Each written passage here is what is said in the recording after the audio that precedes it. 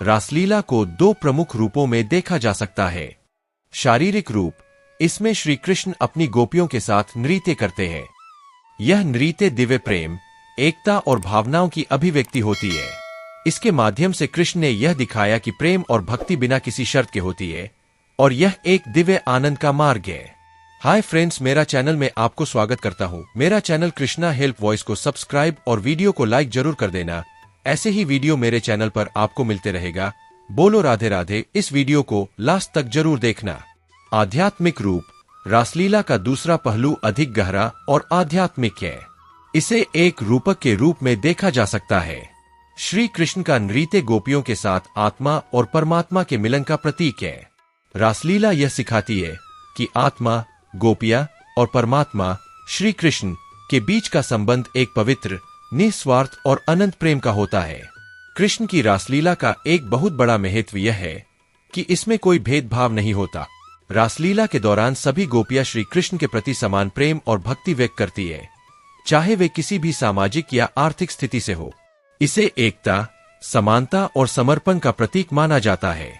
रासलीला एक भारतीय धार्मिक और सांस्कृतिक परंपरा है जो विशेष रूप से श्री कृष्ण और उनकी गोपियां, विशेषकर राधा के साथ के प्रेमपूर्ण संवादों और नृत्यों पर आधारित है। यह एक प्रकार की दिव्य नृत्य कथा है जिसमें श्री कृष्ण अपनी गोपियों के साथ नृत्य करते हैं, जो एक आध्यात्मिक और भक्ति से भरपूर प्रक्रिया मानी जाती है। रासलीला का मुख्य उद्देश्य प्रेम, भक्ति और दिव्यता का प्रचार करना है। श्री कृष्ण रासलीला इसलिए करते थे क्योंकि यह उनके दिव्य प्रेम और भक्ति के प्रतीक के रूप में देखा जाता है।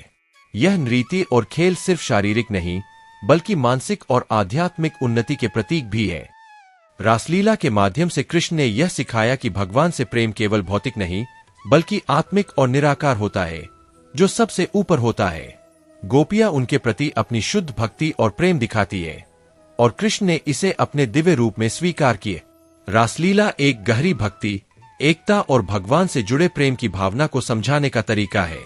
रासलीला की परंपरा विशेष रूप से ब्रज क्षेत्र यानी उत्तर प्रदेश के मथुरा, वृंदावन और गोवर्धन से जुड़ी हुई है, जहां भगवान श्री कृष्ण ने अपनी बाल्यकाल में गोपियों के साथ रासलीला की कहानी मुख्य रूप से भारतीय धार्मिक ग्रंथों जैसे कि भागवत पुराण, वेदव्यास जी की महाभारत और गीता गोविंद में मिलती है। श्री कृष्ण ने रासलीला के दौरान गोपियों से यह सिखाया कि भक्ति का सर्वोत्तम रूप परमात्मा के साथ प्रेम और अनुराग होता है और इसे बिना किसी स्वार्थ के किया जाना चाहिए। यह भक्ति की सबसे उच्चतम अवस्था है जिसमें प्रेम के अलावा किसी भी दूसरी भावना का समावेश नहीं होता। रासलीला की एक और विशेषता यह है कि इसमें श्री कृष्ण ने दिखाया कि वह सबके दिलों में निवास करते हैं और कोई भी उन्हें पूरी श्रद्धा और समर्पण से याद करता है, वे उस व्यक्ति के साथ होते हैं। इस प्रकार रासलीला न केवल एक धार्मिक परंपरा है बल्कि यह जीवन के गहरे आध्यात्मिक सत्य को भी उजागर करती है, जो प्रेम, भक्ति और आत्म साक्षात्कार से जुड़ा हुआ है। श्रीमद् भागवत महापुराण दशम स्कंद पूर्वार्ध के 29वां अध्याय में श्री शुकदेव राजा परीक्षित को कहते हैं, राजन, रासलीला का समय आ गया है। शरद ऋतु है, चांदनी रात है, अनेकों प्रकार के फूल खिले हैं। इन गोपियों को प्रेमा भक्ति के द्वारा भगवान में लीन होना है। रास क्रीड़ा के द्वारा भगवान श्री कृष्ण इनके हृदय में प्रेम की उन्मुक्त पीर को उत्पन्न करते हैं। आगे शुकदेव राजा परीक्षित को समझाते हैं कि भगवान से संबंध अर्थात योग हो जाना ही जीव का लक्ष्य होना चाहिए। ये संबंध प्रेम का, क्रोध का, द्वेष का कैसा भी हो सकता है।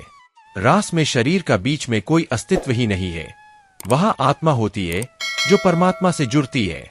श्रीमद् भागवत महापुराण दशम स्कंद पूर्वार्ध 1 के 33वां अध्याय में महारास का विस्तार से उल्लेख आता है। बहुत सुंदर दृश्य है।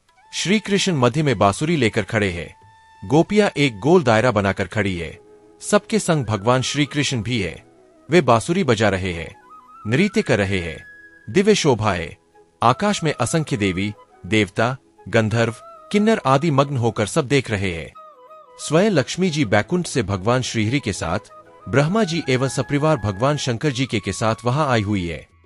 राजा परीक्षित के पूछने पर कि भगवान होकर श्री कृष्ण जी ने पराई स्त्रियों का स्पर्श क्यों किया, शुकदेव कहते हैं, राजन, सूर्य, अग्नि और ईश्वर कभी कभी धर्म विरुद्ध कार्य करते दिखाई जरूर पड़ते हैं, परंतु उन तेजस्वी पुरुषों को कोई दोष नहीं लगता।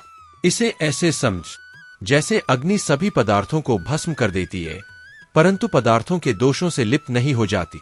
सूर्य की रश्मियां अच्छी बुरी सभी जगहों पर पड़ती है, परंतु गुणदोष ग्रहण नहीं करती। इसी प्रकार से ईश्वर भी तटस्थ रहते हैं, वे केवल दृष्टा है। जीवात्मा का भगवान में योग ही महारास की अंतिम परम अनुभूति है। भगवान शिव हलाहल विष पीकर भी तटस्थ ही रहे। ये सब योग माया ही है। रास शब्द का मूल अर्थ रस है।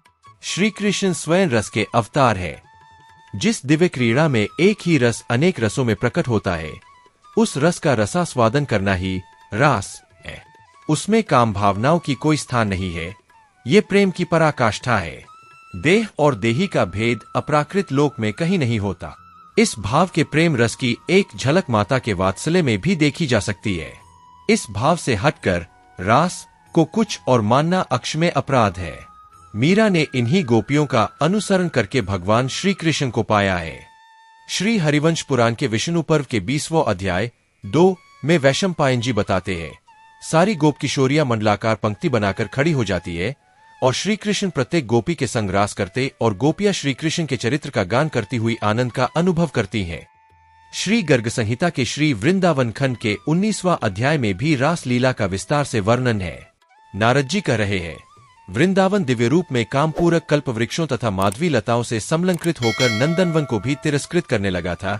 यमुना नदी की अपूर्व शोभा थी, बसंत ऋतु की माधुरी भरी हुई थी। रासमंडल में श्री राधा के संग श्रीहरि वहां आए।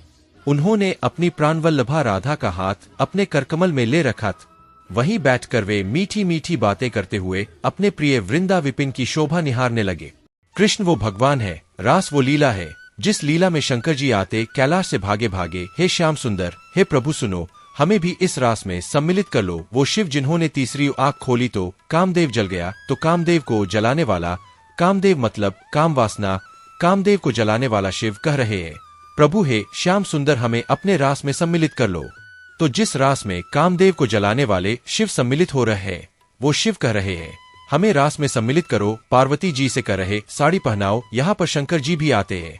तो गोपी बनकर, गोपी मतलब स्त्री नहीं, गोपी मतलब भाव, गोपी भाव, गोपी मतलब राधा की तरह भाव, गोपी मतलब वो कृष्ण के विरह में प्रेम में डूबा हुआ भाव। जैसे एक माँ का भाव है बच्चों के प्रति, जहाँ दिखता है तुरंत उठाकर छाती से लगाती है, दूध पिलाने लगती है, उसी तरह जो गोपियों की तरह कृष्ण को केवल भगवत भाव से देखें। कृष्ण के प्रेम में डूबी वो गोपी भाव है।